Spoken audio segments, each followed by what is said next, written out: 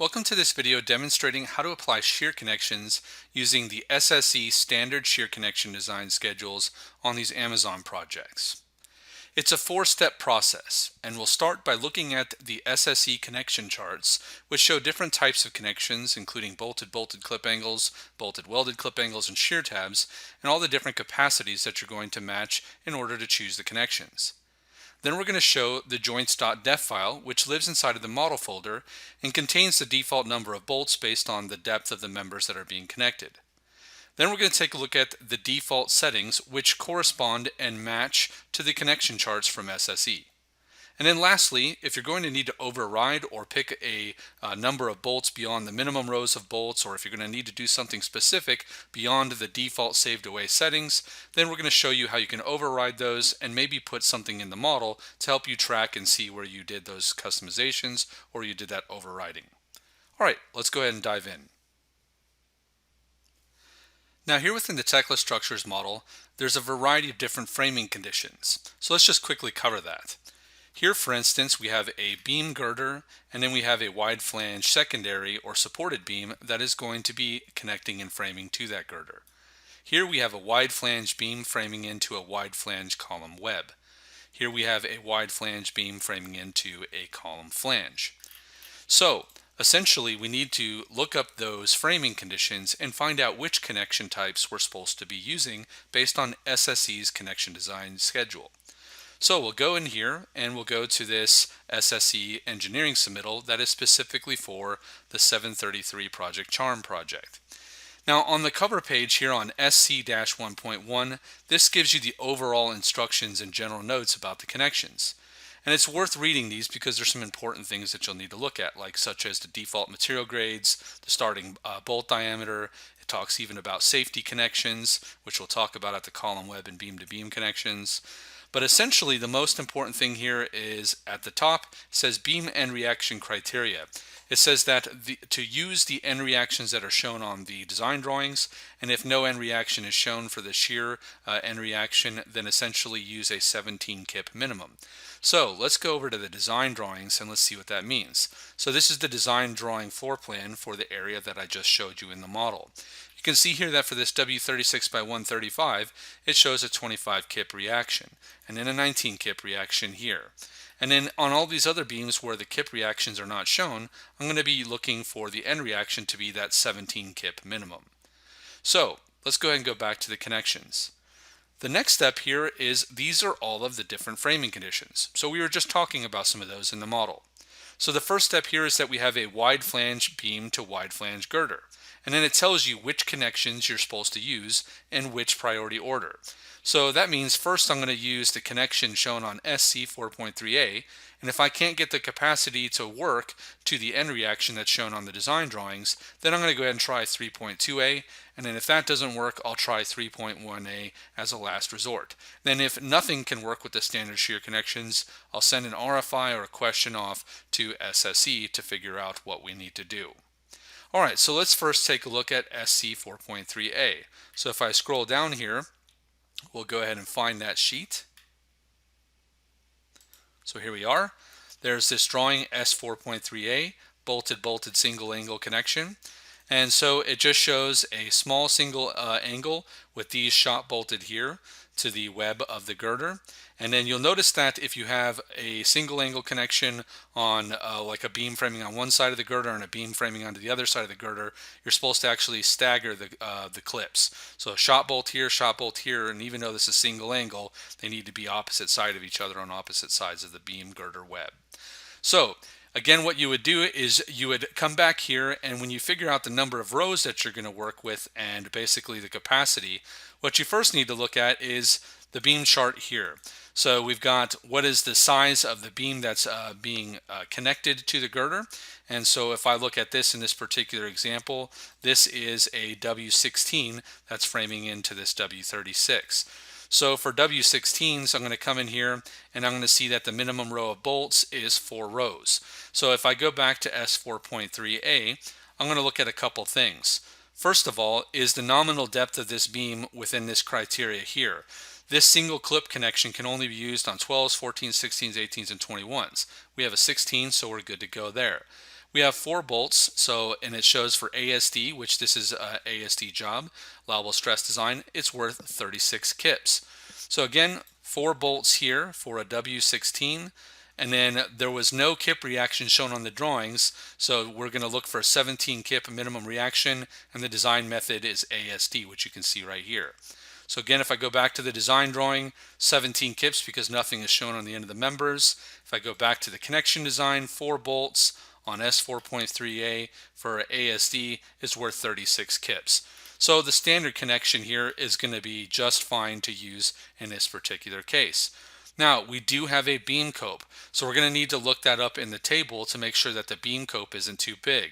So what we need to do is, let's just apply this connection as an example.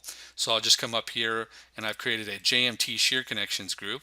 I'm going to be using connection 141 because this is just a simple girder to beam connection. And so we'll go ahead and just apply that.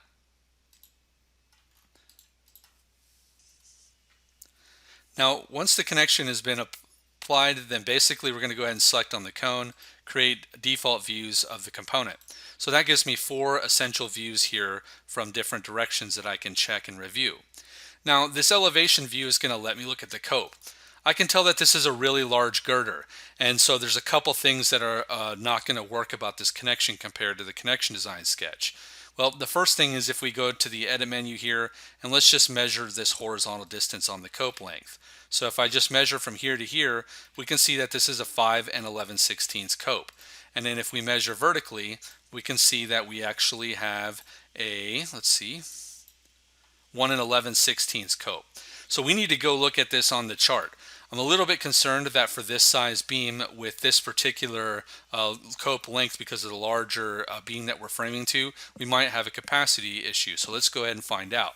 So we need to go back, and we're going to remember 5 and 11/16 and 1 and 11/16. So if we come back in here and we go to the cope chart, we basically have a 16 by 26, and then there's a 2.5 inch deep and then a 6 inch long cope. Actually, we have plenty of capacity because basically the beam is still worth 51 kips for ASD. So 2.5 inch cope depth up to 6 inch cope depth, we still have a 51 cope for a W16 by 26 for a single cope condition per this table. So if I look in the model here again, 1 11/16, 5 and 11, these are both under those maximum values, and so we're all good as far as the capacity of this standard connection. Now, the other thing here that we have to look out for is that there is a requirement shown on the drawing to drop the clip angles down from the top of the cope. And if we go back to the sketch here on S4.3A, you'll see that it shows that there's this 3/8 minimum dimension. And so what we're going to need to do is we're going to need to drop the dimension down to the first hole. So to do that, what we can do is we can see that we probably have about a 1/16 here of gap vertically. So let's just measure that and see what we've got. Yeah, so it's about a 1/16. And so if we're 3 inches down to the first hole by default, we probably need to increase this a little bit more to get that 3 3/8 dimension. So what I'll probably do here is I'll probably just go ahead and say down to the first hole, let's do 3.5 inches. So let's go ahead and say 3.5. We'll drop that down. Let's measure this distance here. And now we have a 9/16, which is more than enough to basically clear out that connection. So that shows you some of the things that you're going to need to do as far as a lookup table from what's actually applied with your connections in the model, the copes that are calculated, and compare that against the values that you need to fill in here.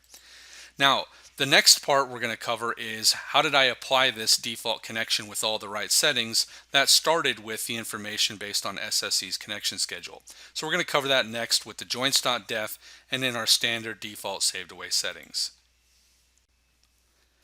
Now, when I quickly look at this, I can see that this is actually a double clip angle connection, a bolted clip angle connection.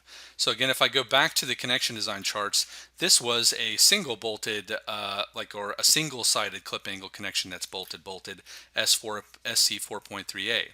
So I needed to load up those settings. What it ended up doing here is actually back on the connection chart. If I go to this first one, is I have it saved away as standard that when you first open the model that it'll apply a 3.2a connection, because this is the most likely connection that'll be applied at columns, including column webs and column flanges. And so I just set that as the default for connection 141. So we actually needed to load some settings and get that over to 4.3a. So let's go ahead and do that. So if I double click on this particular component here, we'll go to the drop down at the top, and there's these standard saved away settings towards the bottom that are all named with the connection design drawing numbers. So we needed SC 4.3a. So I'm going to load that up, and you'll see that as you go to each of the different tabs that there's information filled in here that has the information based on the design shown on the drawings. So if I just modify this, you'll see that now this is shot bolted, there's only one clip, and then there's the field bolts here. And I've defaulted this to TC bolts for this project charm job because that's what the fabricator and erector wanted. Again, you'll see that I filled in most of the information here, but the two fields that I've left blank are the number of bolts as well as the distance down to the first hole. When you leave the distance down to the first hole empty, Tekla will try to lower the connection away from the cope or away from the K if it can't fit the default 3 inches that's defined in the joints.def file, and I'm going to explain that in a second. So if you fill this in, that means you are in complete control, that if the beam is really deep or the cope is deep, you actually have to pay extra close attention. So let me show you what I mean.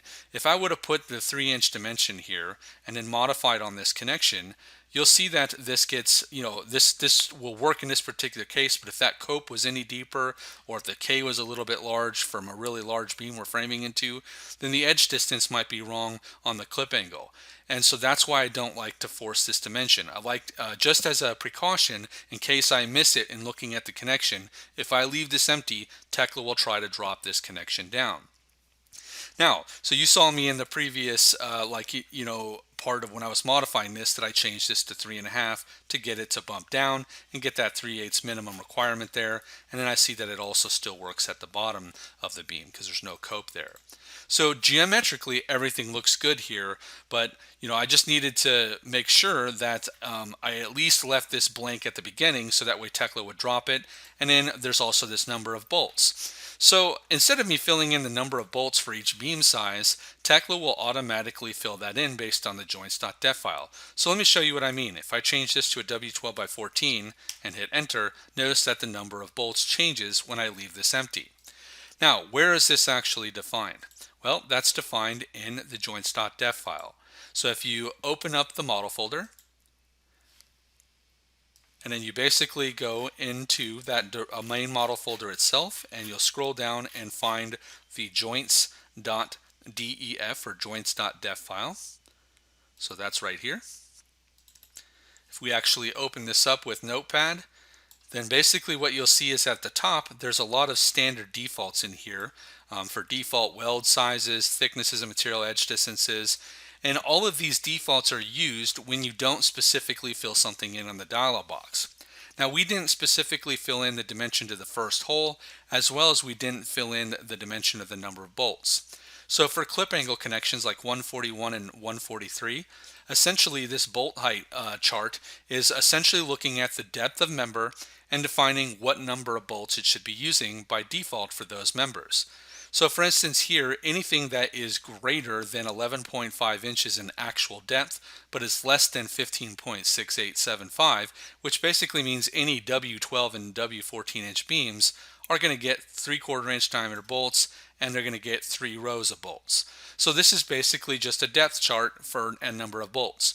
Now I've made the joints.def match the minimum rows of bolts because that's a good starting point that we want to work from. You'll again need to look at the capacity charts, and you may need to bump up the number of bolts to specifically meet that connection's end reaction, but by default I'm using the minimum rows. I've also done the same thing with the minimum rows of shear connections. So for shear plates, it's got its own category here for the number of rows, although I have actually used a little bit larger number of rows of bolts here. I think I actually used the maximum rows of bolts on this particular case, just so that way It would meet the capacity if you needed to fill the beam, and if you didn't fill in something specifically, then it would at least fill the beam up and have the right number of bolts. And again, this is something that we would set up at the beginning of the job. Do not change this on this job at all, or once you're in the middle of connecting, because that'll impact other people connecting on the job. But I just wanted you to see where the default number of bolts comes from. Then the vertical to first hole distance. So based on a 3/4 inch diameter bolt, it's going to try to default 3 inches down to the first hole. But again, if the cope is too big or there's a weld clearance issue, then it will increase that dimension down to the first hole in order to clear that. But this is what it's going to do by default, and again, that is defined in the joints.def file. So there we've looked at the joints.def file, and then we've also looked at starting point settings for you to use within the connection dialog boxes. So again, for each connection, standard shear connection drawing, you're going to start with whichever connection type that you're working with. You'll load that up. It's got all of the settings already preset for you, except for the number of bolts and the distance down to the first hole is what you're going to have to look at in order to clear the copes, clear the K section, as well as meet the capacities of the connection. Okay, so in the last step here, I had to manually override the saved away defaults on this connection in order to get it to work at this particular beam size or this framing. So one thing that you might do is we might say that, okay, we've got a lot of W36 beams on this job, and so I'm going to have to modify that dimension down in the first hole quite a bit. I don't need to change the number of bolts or anything, but I just need to change this dimension down in the first hole in order to clear these larger copes. So one thing that I might do is I might say for framing into a W36. So like if I put a dash W36 here, or instead of doing that and hard coding it to that, maybe I just come in here and say dash 3.5 for a 3.5 inch down to the first hole, or to even do like a first hole 3.5 inches or something like that, just something to signify. Now, again, I would only do this and save away new settings if I knew I was going to have to use this 3.5 quite a bit across the job, and I didn't want to have to keep on rechanging this each time. Now, whatever naming convention works is fine, and then you also might have an issue of like the number of bolts. So like if you had to increase the number of bolts beyond what the default minimum rows were, and you could fit that in, then you could put in a dash like, 6 holes or 7 holes, as 7H as an example. Now, whenever you change any of these, if you're going to save these settings away, what I would suggest is that you take this and you paste it in here into the connection code, and then you override that connection code for that specific connection in the model with these override settings, so that way somebody knows if they come back behind you what you changed about this connection versus the pre-checked standard connections here. So this is just kind of talking about how to make a trail of any of the customizations you do. Now, let's say that there's not a lot of stuff, not a lot of instances of this connection where you had to change one specific property or something here for this unique condition. Instead of saving away a setting and then like just adding way too many settings in the dropdown, again, I would only save away settings if you're going to apply this connection more than once and come up with just a clean naming convention for it to make sense. If you're just doing something like 1 or 2 offs here, there, like to make something work, and you needed to change a row of bolts or change something, another way that you could do is you could just say, let's not save away the settings, we'll just leave what's there. But in the connection code, we'd actually come in here and put a dash user as an example. And then I can just modify this because I had to change something about the connection. And this reminds me that I modified that and overrode what I had in the default saved away pre-check connections. So how can I quickly see that in the model? Well, if I go into the view properties and go under display, and if I go to the advanced tab under connection text, when you check that box and this view is selected, and the cones have to also be turned on in the model. So if component symbols are turned on and you turn on connection text in that view, then you'll see the connection code. So that's a great way for you to visually track, did you apply the right connection, did you do any customization, and quickly kind of see what different things that you may have changed and leave a trail for yourself, especially if somebody has to come behind you and scrub or check the model and review that behind you. So this shows a full circle kind of explanation of how to set up the connections, how to choose the connections, and then how to also track when you manually modify or override something about a connection in the model. Now there's one last important thing here to understand when you're deciding whether to use standard shear connections or if a more specialized or custom connection design is required in a specific scenario. Now, when I was coming in here, I saw that there was already a connection applied, and this might have been there or might not have been, but this is actually an axial connection that is sharing forces because of this bracing connection coming into the other side of the flange. Now, I would have seen this through the connection codes, but I also, if I just come in here and go to the connection, you'll see that this is AX. So this has a specific sketch in the connection design chart. So let me go ahead and go back to the drawings and show you that. If I go back to this connection design, we have all the standard shear connections at the beginning, but here after the standard shear connections, there are what are called these connection maps, where the connection engineer at SSE has basically marked up a set of design drawings telling the detailer specific custom connection designed locations with that particular detail number. Now, in the case of this axial connection, they're associated mainly with the brace bays. So I'm going to go to the elevations here, and I was on grid line 8.1. So I'm going to go ahead and scroll until I find 8.1, which here I am, and then I can see that there's these particular grid lines, and there's the AX1 connections and these bracing connections. So you have to be really careful that when you're applying standard shear connections, that you don't apply a connection that is supposed to be for a custom or a very specific connection design on the job based on the connection map.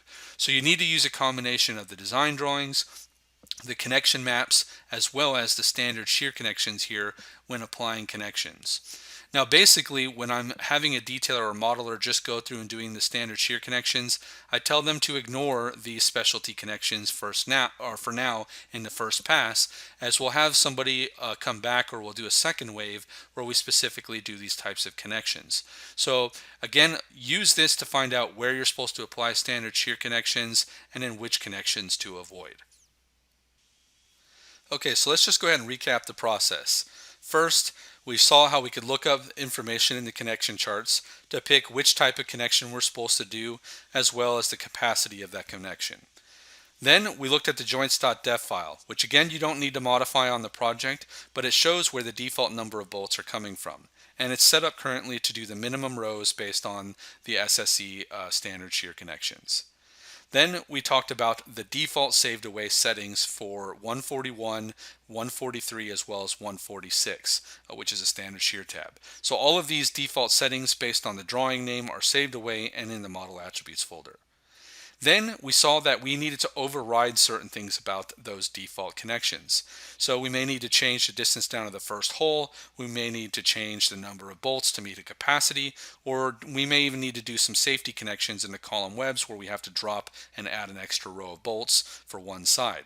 All of those things that we're doing are overrides, and we can track what we did by putting that information in the connection code.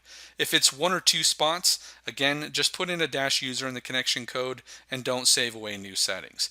If you know that you're going to have to use this multiple times across the rest of the job for certain conditions, come up with a very simple, easy to understand naming convention, save that away, and in that way you can reuse those settings on other conditions, and you don't have to change them on each particular location.